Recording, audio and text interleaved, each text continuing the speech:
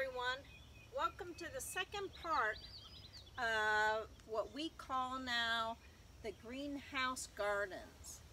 This area wasn't as bad as the other side. Part of this was under the house, but what happens is every time you walk or it rains, little pieces of glass comes up because it was the kitchen. So it's not very good to grow grass, and I just wanted to clean it. So what we did is we have pictures of cleaning it up, and I made a nice circle pattern, and I have some great ideas of working in this area. The soil was actually really nice. I haven't added anything yet, but the neighbors have grown an overabundance of cucumber, watermelon, whatever. I thought this is a great place to grow them. So I'm going to put it in here, and I gotta fix the fertilizer in here and add some compost, but otherwise it's great.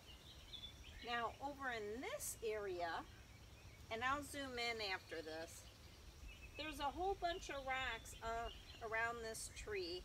This was a Japanese maple that I bought years ago. I was so proud of it when they first came out. It cost me a fortune. It made it through the fire. The insurance agent said, "I can't believe how big that is." But then when I was living in that construction trailer, well, not living in it, staying in it on and off, they came to collect it when it had poured and poured and poured, and I said, "Don't come when it's raining. It could sit here. I'm not charging you rent." They came. The guys felt horrible. They put so many holes in the yard, like we're talking 2 feet. They had to pull each other out. They took out part of the tree. So I don't know if it's going to make it. One side doesn't look great, but for this year we're going to keep it. But we took a bunch of the chinking and stuff because we didn't know what we wanted to do with it. We didn't want to throw it away. The insurance agent said, "Keep all these old stones in between the logs and stuff. You'll use them for landscaping, a fireplace, or whatever." So we just put them here, and I have a great idea. I'm not going to tell you what it is, but you'll see in the next video. And then another area I'm going to landscape.